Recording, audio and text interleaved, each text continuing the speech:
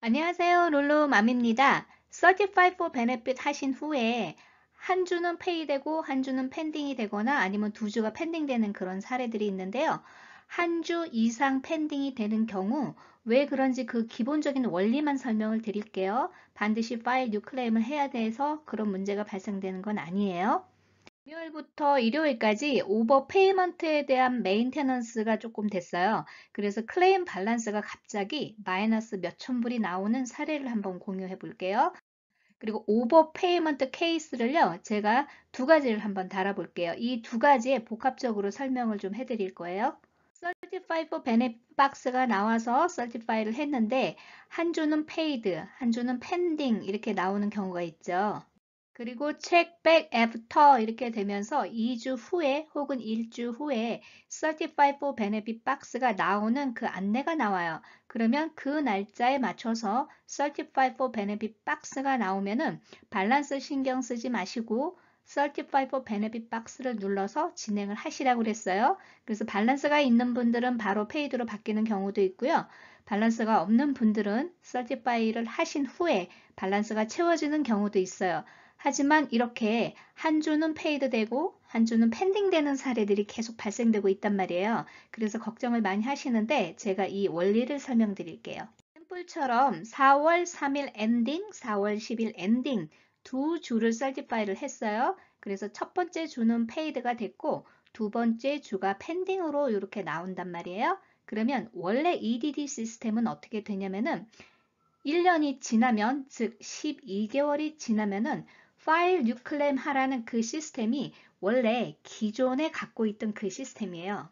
12개월 후에 UI를 받던 분들이 파일 뉴클레임을 해야 되는 이유 중에 하나가 바로 이거였던 거예요. 그래서 파일 뉴클레임을 했을 경우 한 주 페이드, 한 주 펜딩 이렇게 되면서 어떻게 되냐면 그 다음 주에 트랙을 해요. 어떤 걸 트랙하냐면은 여러분들이 W2 인컴이 과거 12개월 동안 얼마나 있었는지를 계산을 하는 거예요. 이거는 기본적인 EDD 기존에 갖고 있는 시스템을 제가 설명드리고 있는 거예요.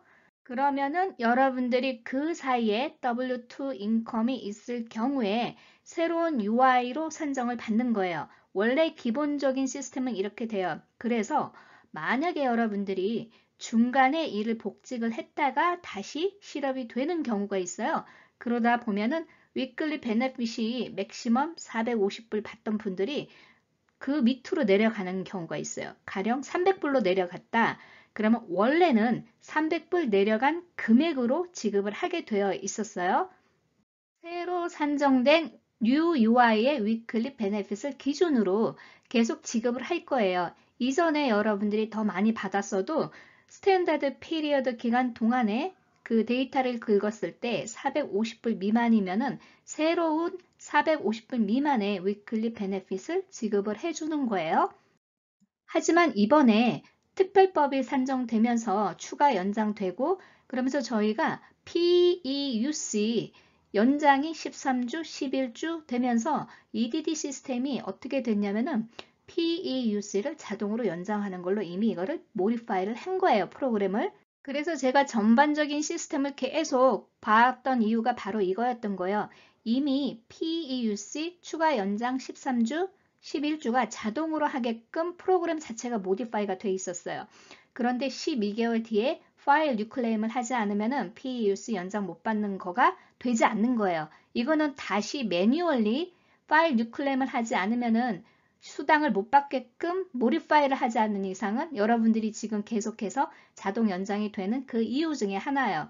그런데 EDD가 돈을 더 많이 들여가면서 이거를 다시 옛날 걸로 한다면 더 많은 문제가 발생되기 때문에 현재 프로그램을 제가 볼 때는 다시 리버크 할 수 있는 상황은 아니에요. 그래서 결과적으로 베네핏 이어다 어쩌다 막 설명은 복잡한데 거의 대다수의 그 우리 신청자분들은요. 파일 뉴클레임 하지 않아도요. 자동 연장이 되는 거예요. 대신 제가 뭐라 그랬죠? 파일 뉴클레임을 했을 때 위클리 베네핏을 더 많이 받을 수 있는 분들은 반드시 하시라고 그랬어요. New UI 금액이 기존에 받고 계시던 PEUC보다 위클리 베네핏이 더 많을 경우에는 UI로 받게 되는 거예요. 프로그램 타입이 바뀌는 거죠. 하지만 New UI가 기존에 받고 계시던 PEUC 금액보다 감소했을 경우에는 아메리칸 케어스 액트에 의해서 PEUC로 다시 전환되는 거예요. 원래는 이 프로그램 자체가 없을 때는요, 감소된 금액으로만 지급을 하는 거예요. 그래서 스페셜리스트들한테 전화할 때 금액이 내려간 걸로 그냥 받아야 된다라고 안내하는 게요, 기존에 있는 그 시스템밖에 모르기 때문에 그 직원들이 그렇게 정보를 잘못 주고 있는 거예요. 그래서 이 지금 트랙하는 기간이 자동으로 이게 걸리게 되고요. 이걸 조금 매뉴얼리 모디파이 하는 것 같다는 생각이 들어요. 그러다 보니까 이거를 첫째 주, 둘째 주 이런 식으로 그 시스템을 바꾸다 보니까 아직 추가 연장이 자동으로 안 되신 분들도 많으신 것 같아요. 그리고 또 되신 분들도 의외로 제 예상보다는 많았습니다. 파일 뉴클레임을 해서 금액이 동일하거나 더 올라가는 분들은요, 보통 일주일 뒤에 이게 밸런스가 채워지는 경우도 있고, Certify for Benefit 박스가 나왔을 때 진행을 했을 때 바로 밸런스가 채워지는 경우도 있어요. 그래서 이런 분들은 걱정이 없어요. 제가 가장 우려하는 거는 위클리 베네핏이 감소되는 분들이에요. 그래서 이런 분들은 그냥 진행하면 더 복잡해지니까 기다리시라고 말씀드렸던 이유예요. 그런데 그런 분들이 만약에 다시 PUC로 전환되는 과정은요, 최소 일주일, 이거는 전화를 했을 때 해결되는 문제고요. 전화 안 하시고 계속 기다리시면 아무리 빨라도 2주 이상은 걸려요. 그러다 보면 3, 4주가 더 지연될 수가 있단 말이에요. 그래서 혹시 여러분들이 모르시고 파일 뉴클램을 해가지고 위클리 베네핏 금액이 줄어드신 분들은요, 자동으로 바뀔 때까지 기다리시려면은 보통 2주 이상 더 수당이 지연돼요. 그래서 힘들지만 EDD에 전화하셔가지고 부탁을 하면은 보통 3일에서 일주일 안에는 해결이 됩니다.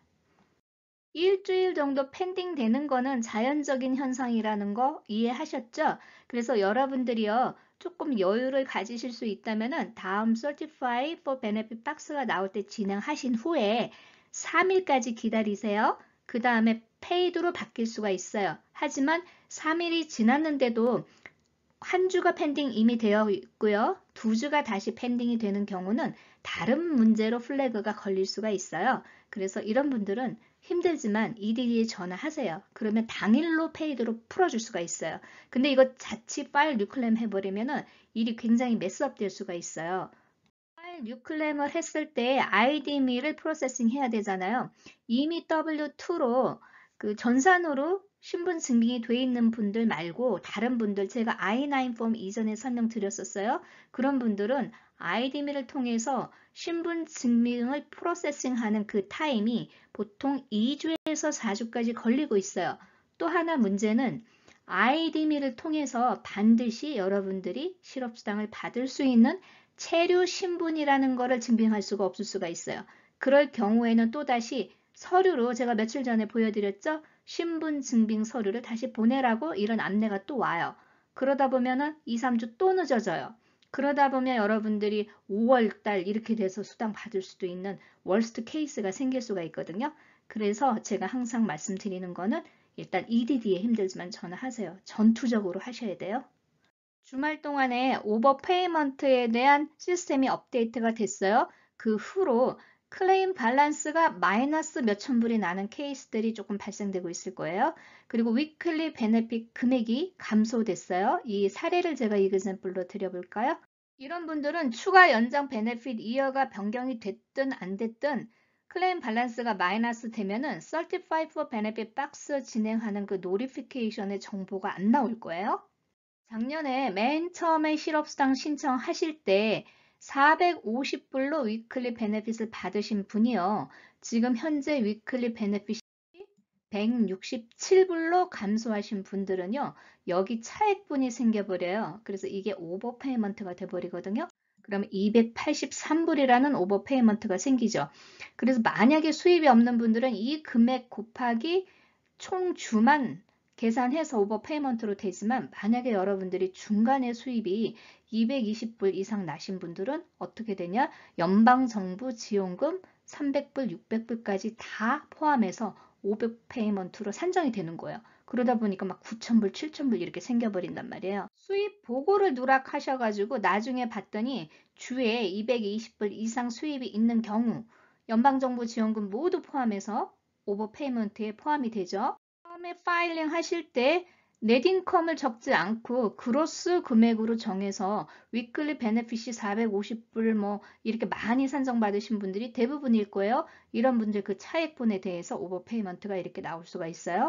잡이 두 개에서 하나만 잃었는데 하나만 신청했다고 생각하시는 분들이 있어요. 이거는 적금이 아니에요. 여러분들 1인 1 소셜 번호 그리고 원 케이스, 결국은 여러분의 소셜 번호로 생기는 모든 수입을 포함해서 계산을 하셔야 되는 거예요. 그래서 간병인 하시는 분들이 수입 누락 그런 실수를 굉장히 많이 하셔서요.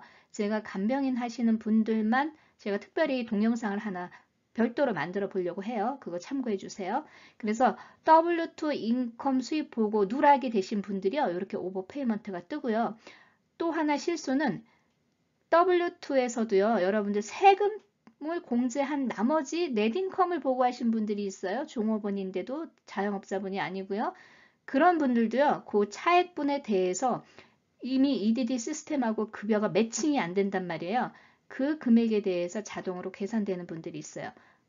Certify for Benefit 박스가 있어서 Certify를 진행하신 다음에 2주, 3주, 4주, 5주 이상 이렇게 펜딩 되시는 분들은요. 혹여라도 여기에 해당되시는지 한번 보세요. 이런 식으로 수입이 만약에 보고 누락된 그런 상황이 있거나 아니면은 그로스 금액으로 잘못 보고 하셔가지고 위클리 베네핏을 너무 많이 받으신 분들은요. 이 문제가 해결될 때까지 계속 펜딩으로 남아 있을 거예요. 예제 두 가지를 달아볼게요. 여기에 복합적으로 설명이 되어 있어요. 마리아가 두 곳의 직장을 다니다가 한 곳에 A 인플로이하고 일을 하다가 직장을 잃었어요. 하지만 B 인플로이하고 일하던 그 일은 계속 하고 있었어요. 그런데 이거 방법을 몰라가지고 마리아가 B에서 발생하는 수입 보고를 누락을 했어요. 이건 고의적인 건 아니지만 방법을 몰랐기 때문에 하나만 신청한 줄 알고 그렇게 된 거예요. 이런 사례도 굉장히 많죠. A 인플로이어하고 B 인플로이가 있어요. W2 인컴이 실업수당을 신청한 후에 A 인플로이에는 없죠. 실업이 됐으니까. 하지만 B 인플로이한테는 주에 250불이 발생이 됐다고 가정을 해요.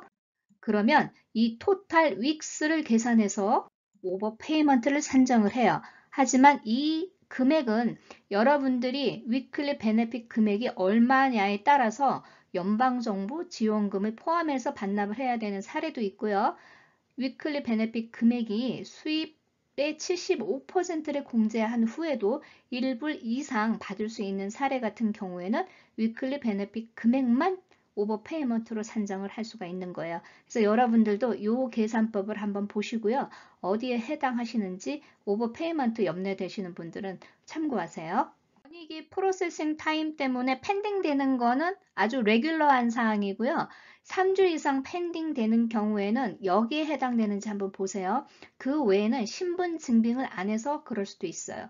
혹은 여러분들이 답을 No, no, yes 1, 2, 3번 답에 했어야 되는데 한 번이라도 여기에 다른 답을 했을 때 전화 인터뷰가 걸릴 수도 있어요. 전화 인터뷰가 걸리는 분들도 펜딩이 계속 지속되고 있어요. 이런 분들은 EDD에 전화를 해보셔야 돼요.